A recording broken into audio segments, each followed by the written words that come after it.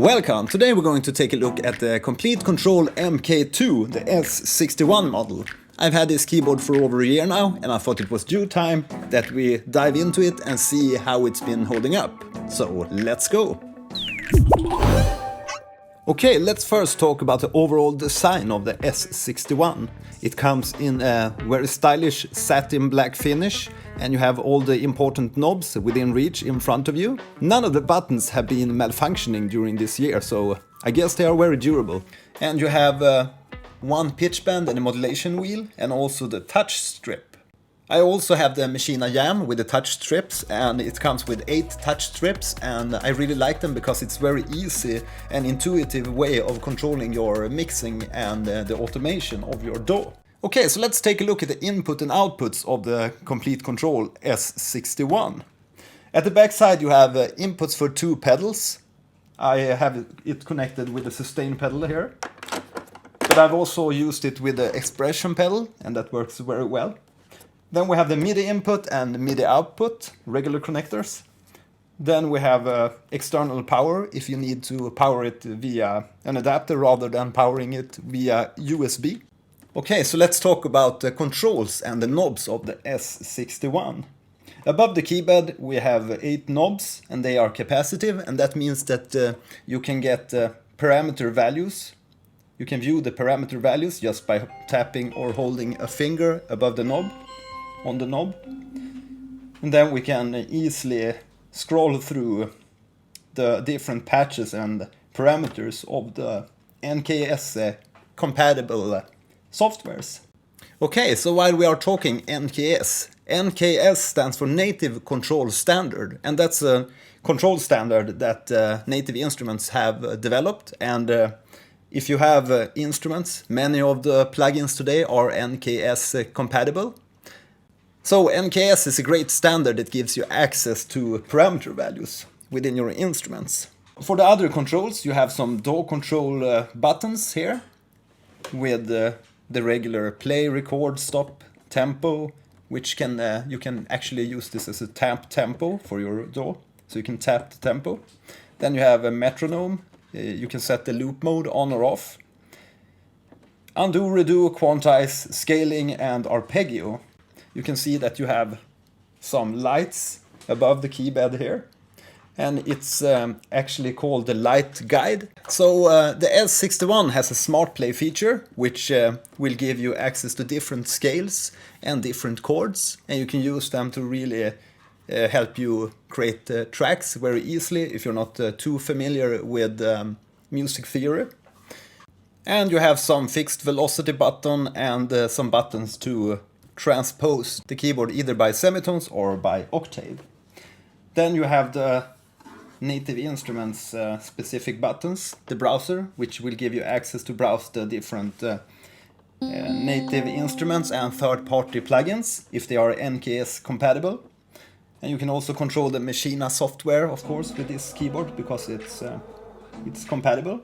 And then you have a specific MIDI button, which will give you access to the regular CC controls. And that's very handy if you don't want to use this keyboard with the NKS software. Then we have a mixer setup, and now I'm in Logic, so I can actually navigate around between the different instruments within my Logic project. And I can also, of course, control volumes and control panning. So that's very handy. Yeah, and let's talk about the keypad. The keypad of the S61 is really smooth. I really like it. It's synth action keys, so you're not going to get that hammer action from like a real piano, but it has a very smooth feel. Okay, so let's play something really delicate on this keypad.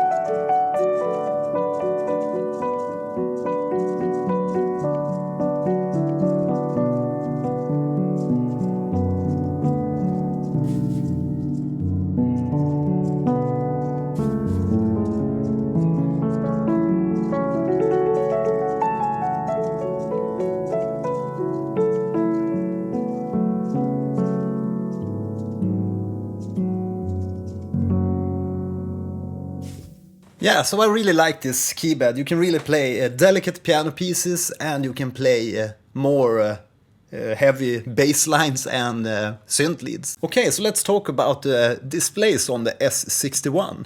There are two displays on the S61 keyboard, and both of them are high resolution, very high fidelity. And you can easily see your plugins, and when you are navigating, it's not slow, it's very snappy, the display. It updates very fast. And it's very convenient to be able to see all these control values and parameter values while you are controlling them. Native Instruments recently released a smaller, more portable keyboard called the M32.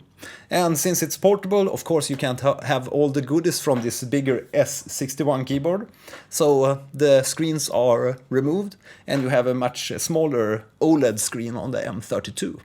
But it's much more affordable and portable, so yeah.